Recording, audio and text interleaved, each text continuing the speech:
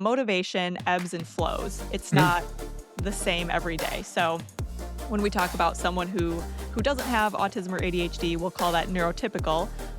You might feel like no matter how you're feeling, it's on your schedule. You're going to go to the gym every day that it's scheduled because you know you have to do it, whether the motivation is there or not. Someone who is neurodivergent, someone autism, ADHD on the spectrum, whatever, whether that if they're lacking in that motivation, even if it's on the schedule, they might not still go because they want to work on something else. They don't find it enjoyable that day. Maybe their body isn't feeling like it has enough energy. Maybe their brain capacity they don't think they have enough in order to complete it. So that's why it's so important to look at every person differently instead of giving everyone the same type of workout and the same type of workout schedule. It's really important to find something that you enjoy and that you are going to stick to, even if it doesn't look like the influencers that you see online. Abby Clapper, welcome to Titans of Transition. Thank you so much. It was great meeting you. Was that back in January? We met at what was it? Podfest? Yep, Podfest in Orlando. Yeah, there was a great mixer in the Buzzsprout booth. I connected with you because of what you do and my need for more physical activity at my age and the challenges. And you were just so gracious. I really appreciate that. I'd love to hear you tell us about how you got into doing what you're doing. I know you have a formal background educationally in kinesiology. How do you say that word? Kinesiology. Thank you. That's one of the ones I always get tripped up on. Yeah, just tell us how you ended up doing what you're doing today. Yeah. So, funny thing about kinesiology, when I tell people kinesiology, people are like, oh, so you're like into the holistic. You can tell me that I'm missing what minerals and things in my body. And I was like, whoa, hold on a second. No. So, I usually break it down as it's exercise science, is a really basic way to explain what I do and what I went to school for. So, I decided to go for exercise science because I was a three-sport athlete in high school. I spent a lot of time with the athletic trainer because I would get injured in these sports. And I thought it was so cool that there was a job where you could work with people in sports. And so as I explored that a little bit more, I found that I didn't want to do all the clinical hours that it took to be an athletic trainer. But along the same lines, I could still work with people and help them find ways to exercise and keep people healthy. So that's what really got me into it. And so being a trainer, I mean, Mhm. were you always a trainer right out of school or did you do something in between or tell us Yeah, a so little? I did corporate wellness for about 5 or 6 years, and corporate wellness, not many people know that it's a job that exists unless you work for a company that has a gym in the building specifically Mm. for its employees. So that's what I did. I helped manage these fitness centers for employees of big companies, and I was teaching classes, doing personal training, running step challenges and healthy challenges to help keep office people healthy because sitting at a desk all day can get really hard on the body and we're doing a lot of sitting. And so that's how I really got my start. And I absolutely loved doing it. And then it came to a point about, let's see, I think it's probably been about 2.5 years now where the company that I was contracted to work with was moving to a different building. They didn't have a need for my position in a fitness center in that building. So I was able to launch my own business. And now I do personal training and I get to teach group exercise classes and do a little bit of both. So I'm loving it. Well, that's great. And you're a podcaster. I am. What's the name of your podcast for everybody? Yeah, it's called Talk Your Abs Off, a fun little play on my I name like that and one. abs. So it's a fitness podcast, and we talk about sustainable ways to keep fitness going in everyday life. And then I also have some episodes that really narrow in on helping people with fitness who are neurodivergent or have chronic conditions and what they can still do. So really interesting because, I think people often get into physical training to try to impact their overall health. Our healthcare system has been so focused on, the blood marker of glucose for so long, which is way downstream, and then in recent couple years, it's been all about GLP-1 agonists and Ozempic. And I'm just kind of curious, how much does this come up in your conversation with your clients?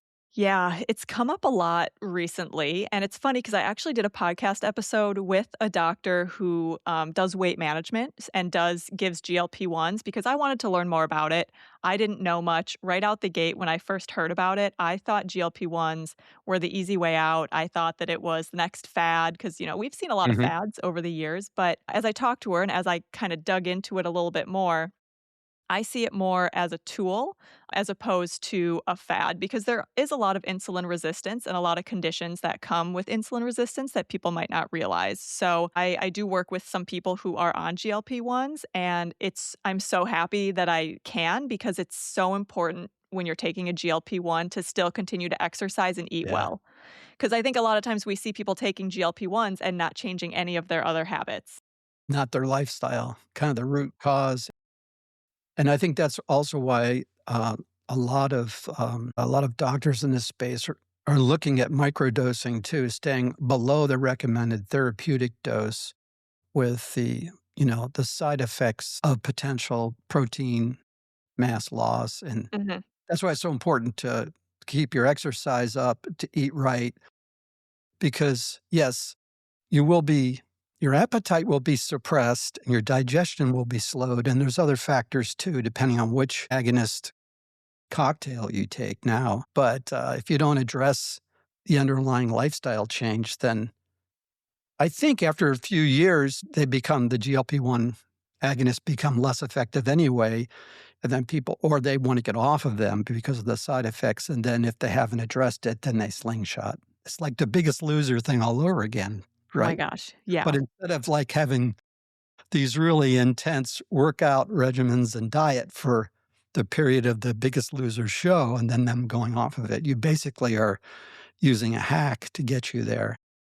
Right. Yeah. And I think the way that I talk about GLP-1s is I think it's for a very specific type of person. Now, obviously, anybody has access to GLP-1s, but I don't think GLP-1s are for everyone because when we do look at it, it is an appetite suppressant. So if someone is having trouble monitoring food noise, usually I say if someone has a really high BMI to where insurance will cover it, then more than likely they're a really good candidate for it, right? But if someone's BMI is low, is quote unquote normal, GLP-1s might not be effective or a very good choice at that time. So, yeah, I kind of think it comes down to the individual.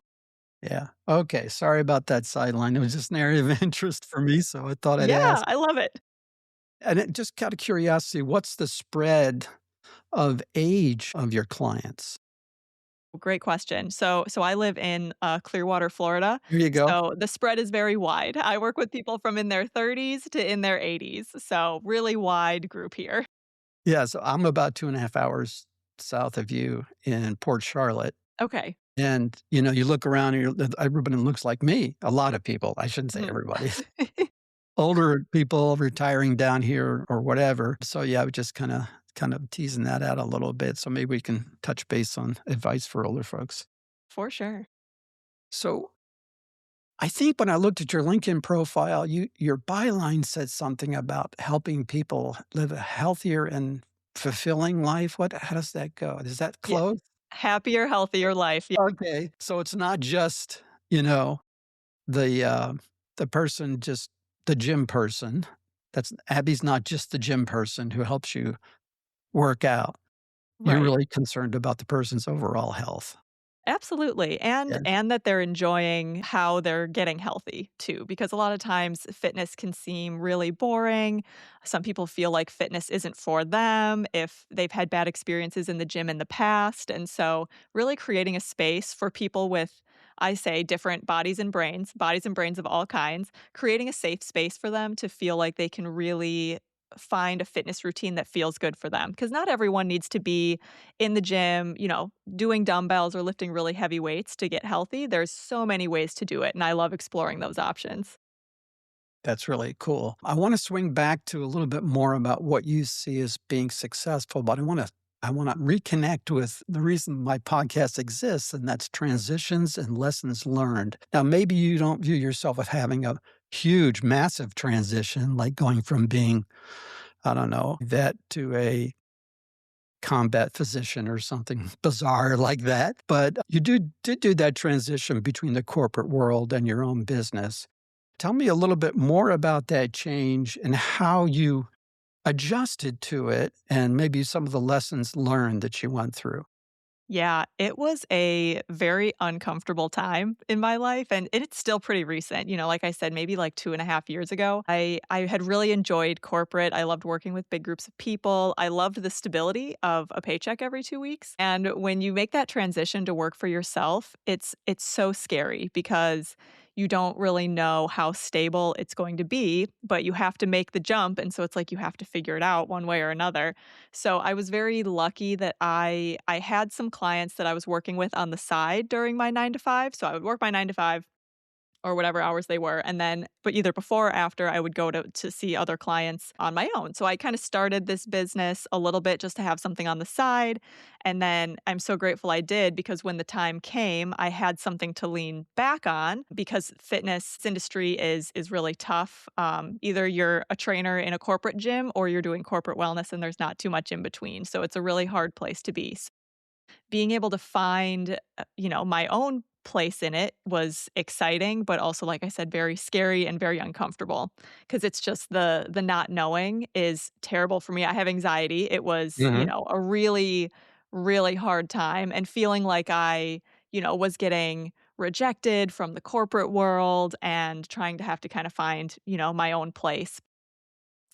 Looking back now, it's one of the best things I ever did because now I control my schedule. Yeah. I get to do everything that I like to do, work with people that I like, and it's really fulfilling now. Yeah, so it probably took you 6 months to a year just to get to the point where you felt like, "Okay, I don't have to, like, freak out because the next month's bill's coming in." Exactly. And That's you have to exactly be how long honest. it took. Yeah. Yeah, and I find that people go through that working for yourself transition. It really depends on how they're wired, Like, the difference between myself and my wife, I'm much more of a, dive in kinda person, figure it out as I jump off the cliff kinda guy, where she's more structured, she wants to have kind of more structure, understanding up front, do more research. To me, research is, a few points I can make a line and I can extrapolate from there. So, based upon how you're wired then, you have different levels of stress. Now, there's downsides to being like me because, you can crash and burn and make too many ill-informed changes, right? Yeah. So there's definitely what kind of person are you? How would you describe yourself in that regard? I think I'm a lot like you. I think I kind of was ready to just make the jump, whether I was ready for it or not, and then I figured it out along the way, and I think that happens to a lot of people as they leave corporate and go into entrepreneurship is you just kinda have to figure it out, but that's the thing is you have to, you don't have a choice, and, that's really motivating when you have to pay the bills and figure out how to do that. I've quoted this friend before, she owns her own photography business, and she had said I think it was her husband had said one time, "Entrepreneurs, you just make money show up out of thin air, and it really is amazing." And it's like, you know what? Like, you're right. Like, we're providing services. Now, it's different with like a brick and mortar place, I would say. But when you provide a service, and I'm also really bad at sales. So that was one of my biggest fears. I was like, how am I going to sell to people when I hate selling? So, but I think when you're really passionate about what you do, people can see that and they want it. And then all you have to do is help them along and sign them up, which is the best part. Yeah. Oh, that's interesting. The hate selling part. I mean, years ago, I went through a transition where I supported the launch of a software product in the US, and I had to go out and sell and market and do whatever else you had to do, foreign partnerships with major vendors. And then once I sold a few made large systems, I had to support them. So it was good that I was wired the way I was wired, but I did find out a lesson I learned from that was you get to a certain point and you realize there are certain things you're doing that, yes, you can kind of, ad lib your way through, but you need to find people to help you, even if it's not a formalized thing, even if it's just, hey, can I have coffee and sit down and pick your brain on how do you do these things, right? Yeah. The whole idea of relationship selling came up and how important it is to think for the long term, which is really in the opposite of where you're being pulled in the early days, right? And so through word of mouth, which I'm sure after you had this kernel, which was really smart, I suspect you had an intuition that you were going to want to make a shift like this anyway, or that you saw it coming. But you had that kernel, and I'm sure that once you had maybe a few more, you started getting referrals. Yeah, actually, my business is almost 100% referrals, which I love. I've never done because I'm afraid of like Facebook ads and all those different ads because I don't know how to use it. So I'm very grateful for happy clients who want to share what I do with their friends. And so that's been it's been such a blessing and I've loved that. And it's also easier to, I'll say, sell to someone when someone else who they trusts you. Yeah, So there's that's your the best social part. proof right there, right? Exactly, yeah. Yeah. So, I'm grateful that, that that's a thing and just through meeting people organically too, telling them about what I do, having that one-on-one conversation, they're like, "Hey, maybe I might be interested in that." Like, I will take that over, leads off the internet any day, mostly because I don't know what kinda leads you get. I don't even know how to do it. So Mhm.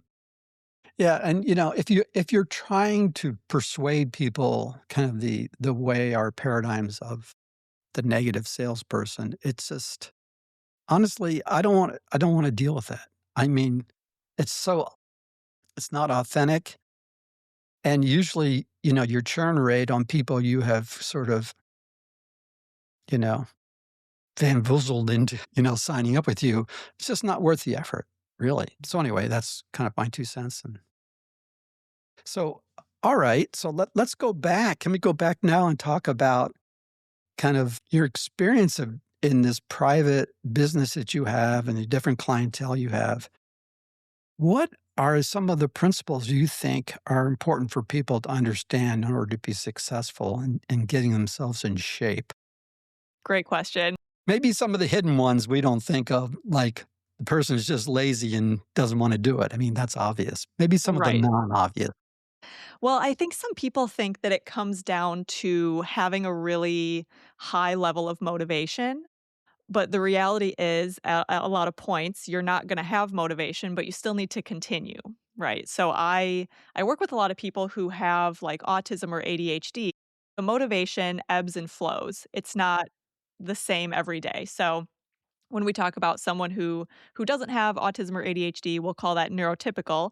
You might feel like no matter how you're feeling, it's on your schedule, you're gonna go to the gym every day that it's scheduled because you know you have to do it whether the motivation is there or not. Someone who is neurodivergent, someone autism, ADHD on the spectrum, whatever, whether that if they're lacking in that motivation, even if it's on the schedule, they might not still go because they want to work on something else. They don't find it enjoyable that day. Maybe their body isn't feeling like it has enough energy, maybe their brain capacity doesn't they don't think they have enough in order to complete it. So that's why it's so important to look at every person differently instead of giving everyone the same type of workout and the same type of workout schedule. It's really important to find something that you enjoy and that you are going to stick to even if it doesn't look like the influencers that you see online. A lot of times those influencers, they have so much time on their hands that they're at Ye the gym all day. They can do whatever they want, but that's not realistic for the rest of us. Right, exactly. That's Yeah, so that's wild. one of the big things, and then I think you just giving yourself grace, again, like hustle culture and the workout culture, all the influencers are gonna scream at you that you just have to, dig in and do it, but giving yourself grace on days when you're really not feeling it and allowing your body to maybe take a walk or focus on stretching, like those things are just as important as a hard workout in the gym. That's interesting. Different kinds of people, and I like the way you talked about the ADHD and the neurodivergent versus the what did you call it? The Neurotypical. anyway, I mean, my kids have said that I'm probably ADHD before they were Mm, diagnosing. Could be true. Yeah, that's really interesting. It also takes me into the territory of habits, and I think about the author of Atomic Habits. And one of the big principles, I think it kind of applies here. I want to see what you think about this idea, if you're familiar with his work. And that is that you really don't change behavior until you really work on your identity. Instead of, saying to yourself, "Here's my schedule. I have to do this. I have to do this. I have to do this today." Or I'm Xing off that day on the calendar that I did it. How many days have I done it? Instead of doing that, ask yourself the question, what would the person that you're I'm a person who takes care of my body. mhm. I'm a person concerned for my health. What does a person who's concerned for their health do? It's kind of an interesting little nuanced shift rather than this guilt-inducing, you know, I'm I'm disciplined. I'm going to be Yeah. disciplined. I'm Right. good. I'm so glad that you brought that up. So I read part of Atomic Habits, and that happens to be a part of the book that I did read. And I actually love that perspective shift because if you can say, I'm a person who exercises instead of, oh, I really need to get to the gym. Like it really changes almost your value around exercise, which is what we want. Like so many people feel, like you said, that guilt around exercise, but we want to remove that guilt because that's going to it's gonna bring you, like, negative self-talk and negative feelings every time you wanna go but don't, and we don't wanna feel that way because otherwise we're gonna snowball into, "Well, I'm gonna give up again." So I think that that's something that a lot of people have who have tried the gym and failed multiple times or who yo-yo diet, these things just aren't working, I just can't do it. But if we change the perspective and shift it more into your value system and why you wanna make the change, I think that's where we see a lot more of, like, the sticking of the habits when we have, "I wanna do this because I wanna be able to play with my kids and my grandkids. I wanna do this because I wanna run my first 5K," or whatever, realistic goal that someone can set instead of, "Oh, I wanna lose 50 pounds in a month." Like, again, we're setting ourselves up for failure, but if we have something realistic that we can track, we have a goal that we're reaching towards, and if you can start to see those little things add up, you get little hits of dopamine that are gonna keep you going when we have a smaller, more achievable goal. So, yeah, I think the identity piece of it and finding the value within yourself that you want to achieve really makes a difference. So I guess that's part of, you getting a feel for the person who signed up for you with you Mhm. is beyond the sort of surface level. What are your goals? It's kind of what's driving, what's the motivation behind said that earlier, the motivation, you said that a couple times. So is that kind of part of how you feel people out to know how to work with them? Absolutely. So, one of my biggest things is making sure that I'm really hearing the person and listening. A lot of trainers they might hear you, but they might not really listen to what you want. And all they're thinking is, okay, I want to do this and this and this with them instead of, well, what do you want to do? What does meaningful movement look like for you? So, I think it's really difficult. I'm finding as a trainer having a lot of empathy and I've been an empath for as long as I can remember. I mean, I get sad when I see animals outside that are getting wet or, things like that. Like my husband and I, we save all the bugs. And so I have empathy, very severe Where empathy, which can almost be to a fault sometimes. But having empathy when it comes to people and exercise and really just finding their pain points and helping them overcome. I've had people come and say, well, I've tried this before, it hasn't worked. Well, then we don't have to try what you tried. We can try something else. Find something that feels good for you, and I'm never the person who's gonna tell someone like, "Oh, I'm really disappointed in you, like, you really do need to get to the gym." It's okay, take a day off, and, we'll regroup tomorrow and see what fits best into your schedule. It's really about allowing people that space to feel safe within the fitness industry. there's a lot there. And I think about a personal experience when I was years ago, this is probably 20 years ago when I had a trainer, it was actually 24-hour fitness, if I Mm, remember correctly. And I just felt like I was on the, assembly line, mhm, and that this guy was saying the same things to everybody. So, yeah, what you said just resonated with an experience I've had back years ago, and it was just, "This is what you have to do. Do this now. Okay, now go over here and do this." Just it was not very enjoyable. I yeah, didn't feel it's like having a conversation, not feeling like the person's actually has any concern about what you're saying. It's kinda like the opposite of what we've all been trained to do with, quote, "active listening," but mhm, there was no deep concern or understanding in order to enable you to coach and to help people into the transition that they really want, or do they really want it? Do they really own it, or did the doctor tell them they needed to lose weight or get in shape, and they don't really wanna do it, you know? right, yeah. So, Well, and yeah. we run into that too, I think, when we see people saying calories in, calories out. I was that trainer for a while too. Sorry, I hate that. No, and I agree because when we look at people's different health conditions, we sometimes people don't know if they have a thyroid condition or if they have something that's just not allowing them to release, like release weight from their body. I also used to be a trainer who, we would do before and after pictures, and that there was a place for that. There was a time for people who and there is a place for people who wanna lose weight in a healthy way. But I also tell all of my clients now, I don't guarantee weight loss because, your body is unique and I don't know how it's going to respond, but we wanna aim for gaining strength, gaining muscle, making sure that you're eating well to support your active lifestyle. And I think that that needs to be a bigger focus. I mean, in society over time, everyone's always been worried about weight, but there's so much more to a person than just what they weigh. It's about being healthy and living that healthy lifestyle. Well, yeah, I mean, you could weigh this is not exactly calories, but you could weigh exactly the same and your body composition can really Mhm. adjust to meet that weight in the wrong direction even, Exactly. right? Yeah, I just like, I really enjoy some of the work by, Dr. Fong, Jason Fong up in Toronto. He wrote the obesity code. I actually in about let's see, what year would it have been?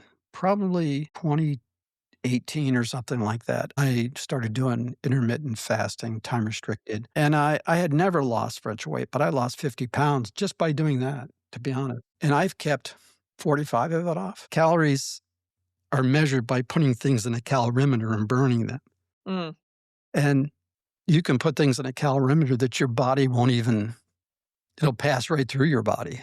yeah, You won't get any of that energy into your system whatsoever. right. How, insulin gets signaled by them, for example. Yeah. Completely different. Yeah, and I think that's something that people need to remember too. Like obviously we want to focus on putting in good, good foods in our body that are going to, sustain us, give us energy, helpful, but we also need to enjoy our life a little bit. So if you want to have, cake and cookies as long as we're Right. not, swinging the pendulum the other Not going way and going off crazy. the rails. Yeah, Yeah. exactly. Exactly. So, let's talk a little bit about how you get people started. So you talked about how you assess them, kind of your philosophy. And let's, I don't know, take a random case of someone who's 70 plus years old and wants to not lose any more muscle Mhm. and engages with you. What would you tell them? And then we'll get into injuries later because I think there's a story to tell. Absolutely. Yeah, I'm a very I call myself a conservative personal trainer. Conservative in the fact that I'm not gonna start people with really heavy weights because I want them to come back. I want them to lift a day with me and still wanna continue working out with me. I don't want people to be extremely sore. I want you to feel like you worked out, but I don't think it needs to be debilitating that you can't get up off the toilet, especially if you're 70 years old, right? 70 or older. So I am perfectly content starting people with, 2 and 3 pound weights just to learn the movements. If it's someone who's never exercised before, I wanna make sure there's proper form. I tend to do a lot of exercises like laying down on the floor because you're more supported, you're at less risk of injuring shoulders, things like that. So, and just making sure that we have good, solid movements before we start taking the weight up. So, I'll keep someone at those lower weights for 2 or 3 months, and then we'll maybe start adding some heavier weights depending on how someone's feeling, depending on how frequently we're working out. But really, you can start light with really light weights and still, you're still starting to build that muscle. And especially as we get older, the most important thing is trying to avoid things like osteopenia and osteoporosis. So, the more muscle you have, we can also improve some of that bone density or at least try to prevent losing a lot more of it.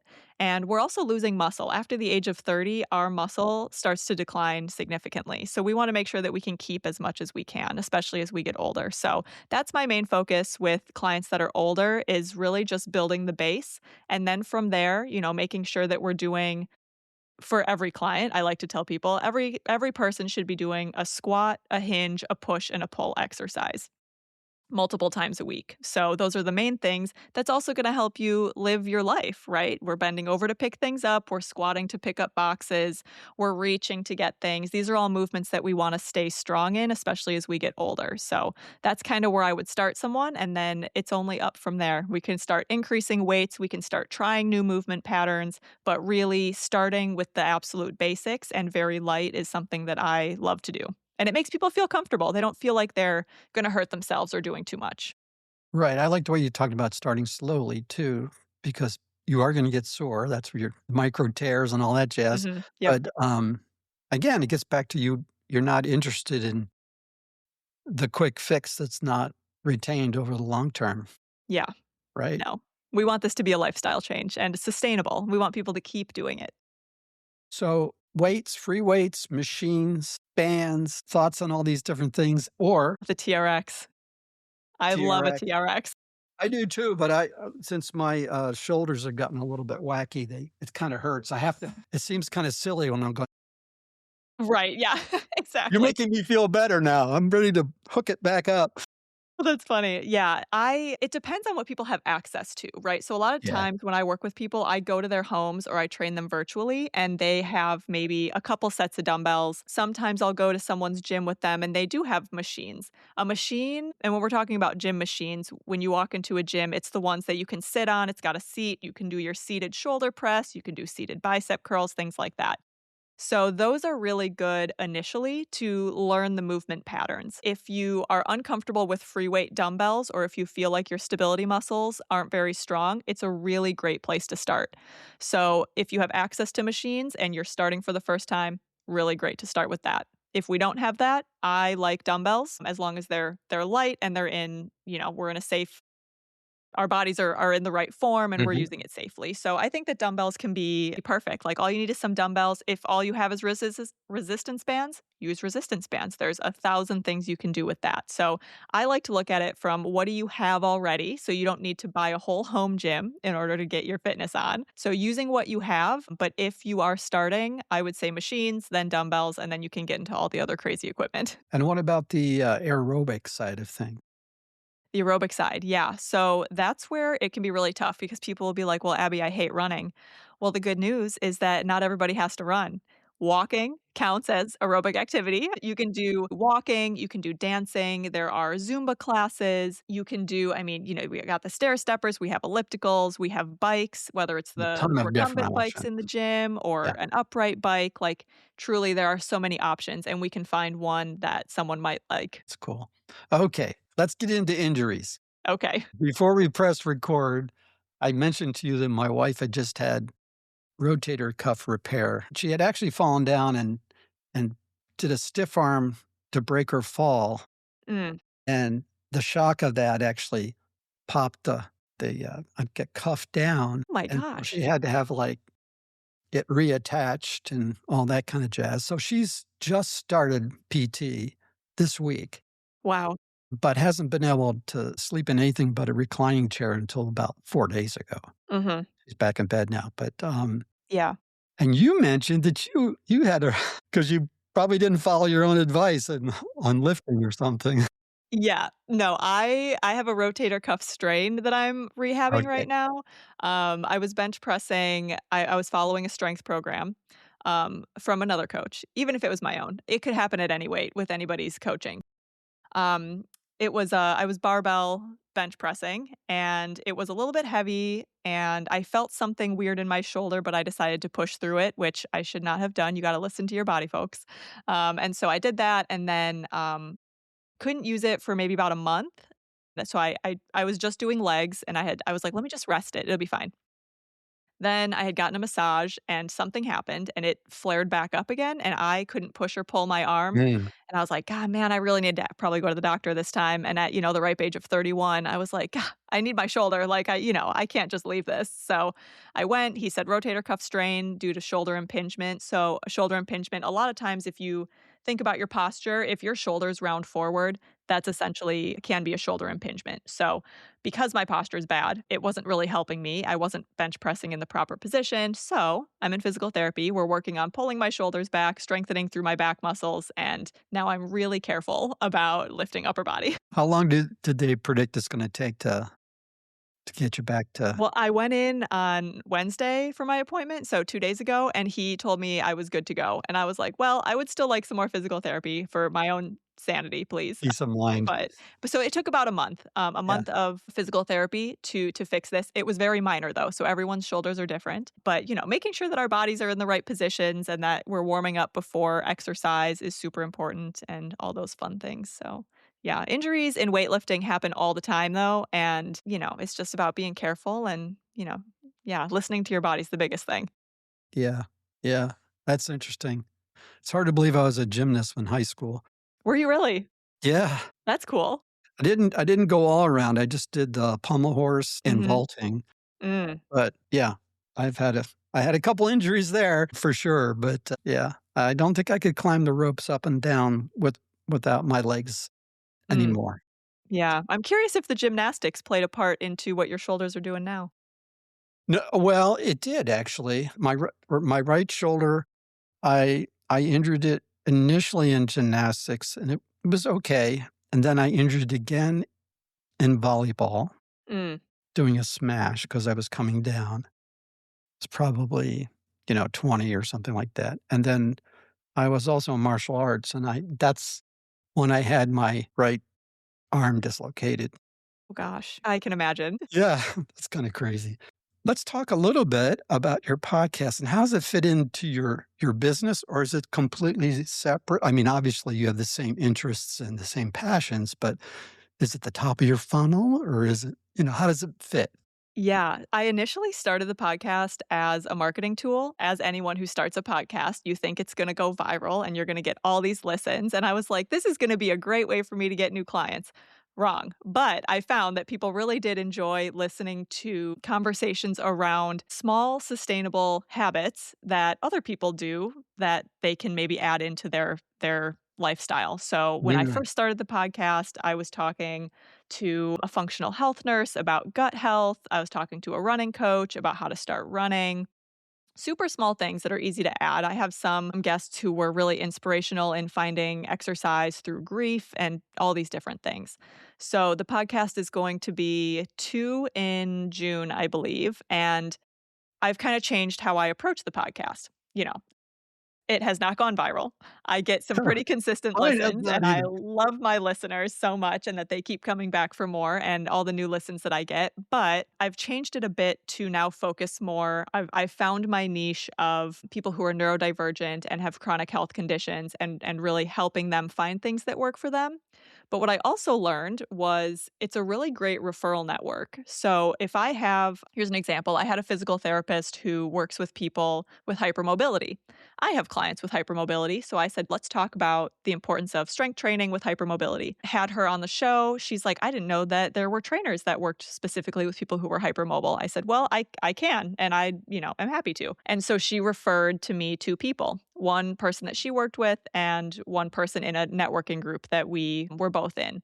And I was like, well, this is fantastic. If I can connect with local people or not even people who aren't local, but I can build out this referral network, have these conversations. We can all support each other in these different fields of what we do. And I've really kind of leaned a little bit into that too. So that's been fun. It's a great way to network.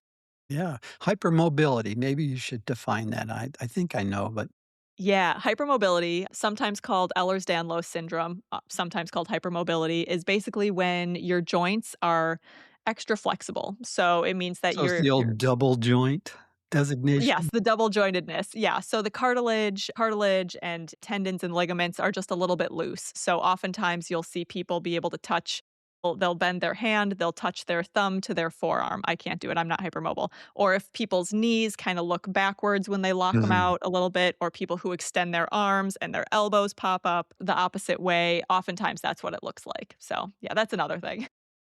Yeah, well, it seems like you would have to address that for people working out, Absolutely. Yeah, and building how the they stability around the joints. Yeah. yeah, in that case, there has to be more, other muscles that have to take up the role of keeping that joint stable. I Yeah, was a just lot of thinking, overcompensation. Yep, for yeah, sure. stability kind of environment, kinda like how your core stabilizes your spine, right? Yep, absolutely. Yeah, that's interesting. That's crazy. Well, what haven't we talked about? What do we need to talk about? What do you think Gosh. what would you leave people with who are let's put it this way, people who know they should be working out, like Mhm, me, and really should get started. I admit to you, I can go to the gym for free.